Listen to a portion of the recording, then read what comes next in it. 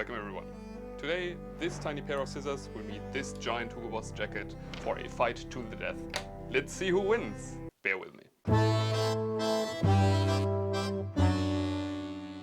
When a common German thinks of suits, the reference for quality and style usually is Hugo Boss. But why? Hugo Boss has a troubled past with producing, but not designing, uniforms for the Nazi party, as well as using forced laborers. Funny thing, they did mass produce uniforms, but they did not mass produce suits until after the war. In fact, their suit business took off as recently as the 1980s. But why the 80s? Well, Hugo Boss did influencer marketing before there was such a thing as influencer marketing.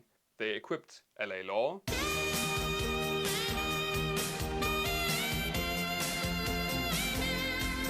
including Princess Organa's father here, Miami Vice, Don Johnson was the style icon, and even Michael Jackson. And yes, this is a Hugo Boss suit. Finding this out explained a lot to me. However, the 80s are long gone. What about Hugo Boss now? The Hugo Boss online shop looks like any other online shop for suits, in my opinion pretty boring, and they now collaborate with David Beckham. But I'm not here to talk about style actually, I want to talk about quality. For this I thrifted a Hugo Boss jacket, which still cost me 36 euros. Their reputation in Germany is so incredibly good, people are still willing to pay that much for a pretty boring 10-year-old suit jacket. Sure, it doesn't even fit me, the armholes are huge, it's very boxy, but again, I want to talk about quality and not about style or fit. Before we cut this open, let's look at the details from the outside. The fabric is very thin, and it's black. Again, not really my taste, but it's what you want to buy as a, I don't know, Sparkassenberater as we call it in German, a rather cheap bank consultant. Let's have a look at the label. So it says 98% virgin wool and 2% elastan, which is fine because it says stretch. What's even more interesting is the lining, because the lining is 55% viscose and 45% acetate. I don't know how to call that in, or how to pronounce that in English. The sleeve lining is even 51% viscose and 49% acetate. Viscose is a natural fiber, recycled natural fiber, but still a natural fiber, so this is good. Acetate, not so much, but I suspected far worse. So, I think we're good. These are obviously, oh, there's a moth hole. Why did I pay 36 euros for this? Well, anyway. So the sleeve buttonholes are fake, but this is what you would expect from a ready-to-wear jacket because you want to be able to alter the sleeve length. That does not work if you have proper buttonholes at the sleeves, so this is fine. We'll have a look at the buttons in a minute, and then we have the proper buttonholes here in the center of the jacket, and they're machine made obviously, so that's no surprise and pretty much okay. But let's compare this to how a machine made buttonhole can look if you, I don't know, use a proper machine or take a little bit more time. So this is the Hugo Boss buttonhole, and this is a buttonhole on a higher quality suit jacket. So this is Hugo Boss, and this is, well, in this case it's Suit Supply. So you might see that this buttonhole is far more, I don't know, it looks more regular, the stitch length is far smaller. It just looks better, like a high quality. It will probably last a lot longer than this one. Alright, let's also have a look at the seams. There's like a decorative seam. In German we call that Schneiderkante, very popular in German, but not really necessary. Let's have a look. No, we can't. Maybe I'll postpone that until I cut this thing open, so we can have a look at the stitch length of the actual seams, because that also tells a lot about quality. And then finally, before we cut it open, let's see whether the buttons are actually made out of bone or horn or something, or plastic. And to do this, I'll cut off this button and remove the remaining thread because I don't want to have thread in there. And then, you will love this, we'll use fire. So I will try to burn the button now. And if it smells like burnt skin or something, it's natural. If it smells like car tires, it's not. Okay. Okay, right now I'm smelling the gas of the lighter. Smells like burnt skin.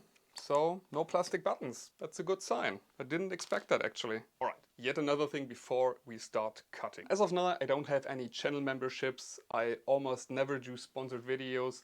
And I don't have Patreon. I still appreciate if you support my work. So you can support me by buying me a couple of coffees, link in the video description, or buying our ebook, Sewing Vintage Menswear. I'm afraid the printed version is sold out for a year now, and we won't do a reprint, but yeah, we still have the ebook, so if you want to support, buy our ebook. Link in the video description as well. But you can also subscribe to my channel if you haven't done already. Share this video with your suit-loving friends. Now let's start the surgery. Speaking of surgery, better. So what I will do now is I will cut open the lining, because I mean it's still a suit jacket that can be worn, so I might be reselling this, so I won't damage any important seams. But the good thing is when I remove the lining, we can have a look inside, which like further materials were used when making the jacket, and we can look, for example, at the stitch length of the inside seams. So let's go.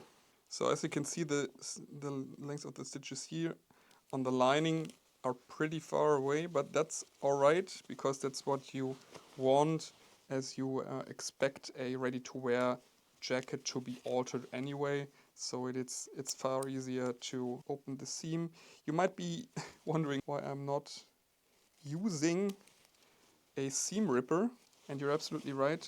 I just cut open the lining here because I'm in a hurry. I don't want to waste too much time being too careful. Alright, that was easy. Ah, okay, wow. I'm actually surprised in a positive way to seeing this kind of material here, because this might not be like horsehair canvas, but it is, I don't know, some kind of stiff linen, which is far better than I was expecting. Then we have a little bit of felt here. That's already good. Let's have a look further inside. So the lining is stitched onto here.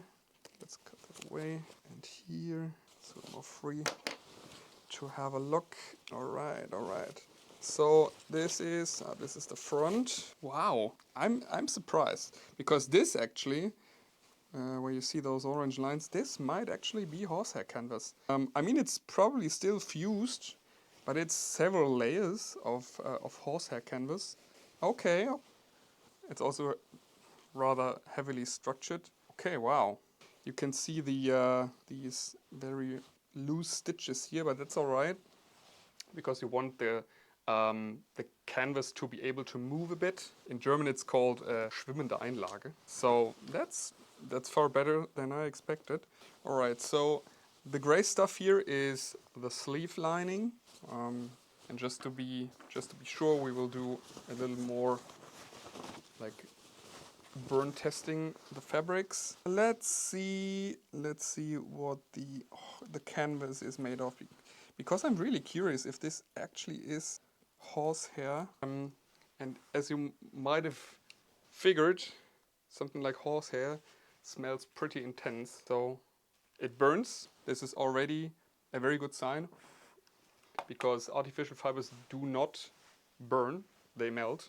And it smokes a bit. Oh, wait a second. Well, my living room smells like smoke now, but absolutely worth it. I'm pretty surprised that this actually seems to be horsehair canvas, which means that it's not 100% horsehair, but there's some horsehair in there to give the fabric a bit more structure. They used it for the jacket front, which is cool. This is the spot of the jacket that needs the most structuring. And yeah, it seems to be 100% natural fibers. Not all horsehair, the rest probably is like cotton and linen. At least it smells like that. Whew. We can further check if the felt that is used here also is natural, like a cotton felt or a virgin wool.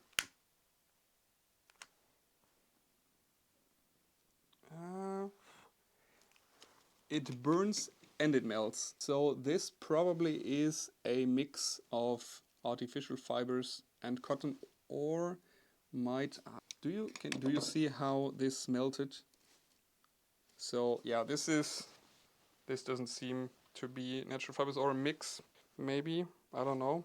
The pockets, the inside pockets are also done pretty nicely, I have to say.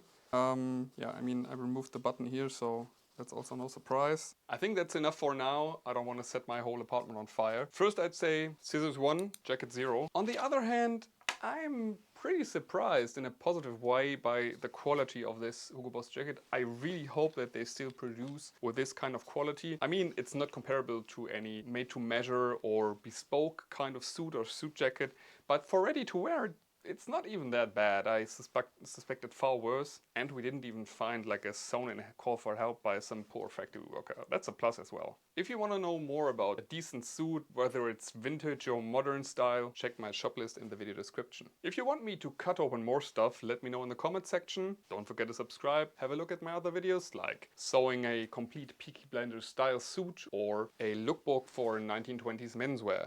Until next time, bye.